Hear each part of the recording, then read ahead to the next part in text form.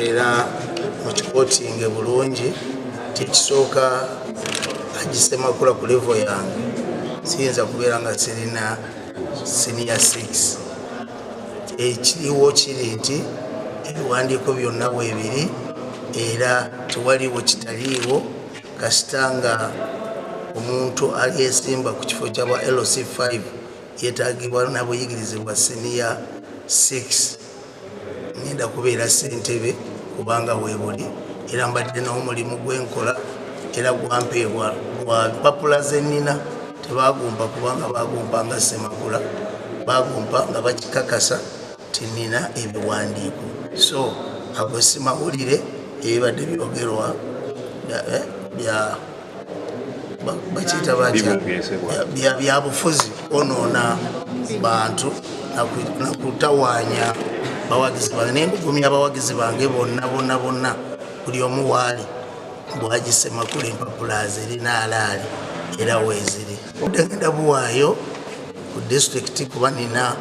okulwa n'okulaba nga Mukono edda ku ntikko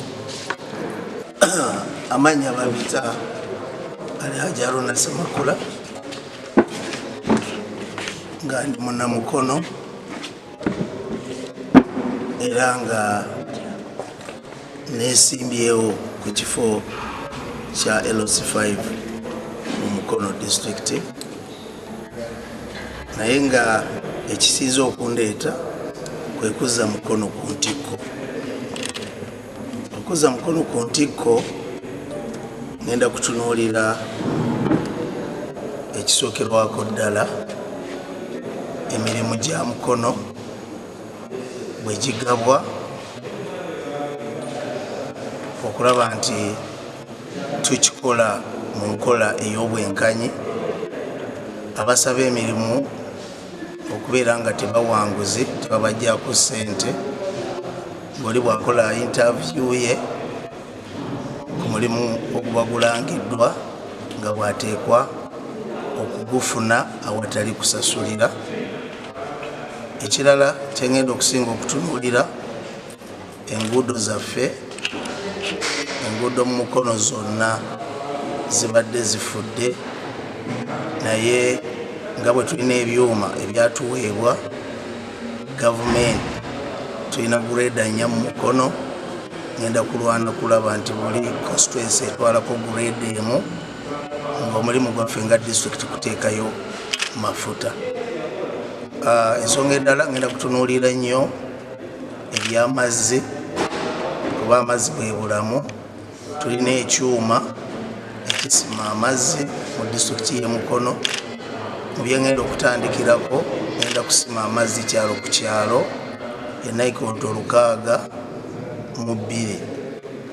kakati ekirala kyengenda okutunuulira mu byenjigiriza ngenda kulwana nnyo okulaba nti gavumenti etuwadde ebizimbe ebisomesebwamu oba ebyamasomero ebisinga naye ennyumba z'abasomesa ngenda kulobinga nnyo okulaba nga buli ssomero lifuna ennyumba z'abasomesa ebyenjigiriza bisobole okudda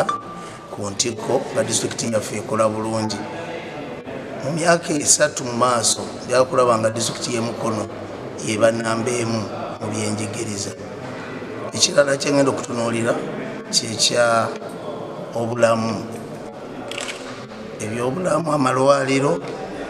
njagala kulaba nga nzikanya n'abasawo bonna abali mu disitulikiti y'e Mukono tuteeseganye okulaba nga bawa saaviisi ennungi eri bannamukono abakola emisana bakole nga basanyufu n'abakola ekiro bakole nga basanyufu na bino ebyenguzi ebibaddewo nabyo nja kulwanagana nabyo okulaba nti n'enguzi bannamukono tebaddamu kuggyibwako ssente then ngenda kulwana nnyo n'enzikiza waliwo puroguramu ya gavumenti eya buli nyumba oba buli kyalo pulezidenti ne palamenti yakiyisa dda okulaba nti buli kyalo mu Uganda yonna kifuna amasanyalaze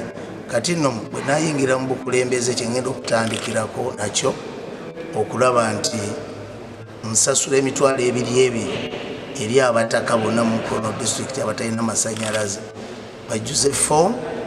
basobole okufuna amasanyalaze. So ndowooza nti awo Mukono ejja kubeze ku ntiko. Ensonga endala gye ngenda okwongera okutunuulira eya obulunzi n'obulimi,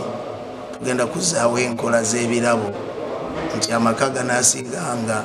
okuba n'emmere n'okuba n'obuyonjo tujja gateekerangawo ekirabo. Manyi nakyo kijja kukyusa ku Mukono edde ku ntiko. Then nno nebya security tujja kwongera okulaba nayo eriyo kimu ku programu zange bu security kikulu,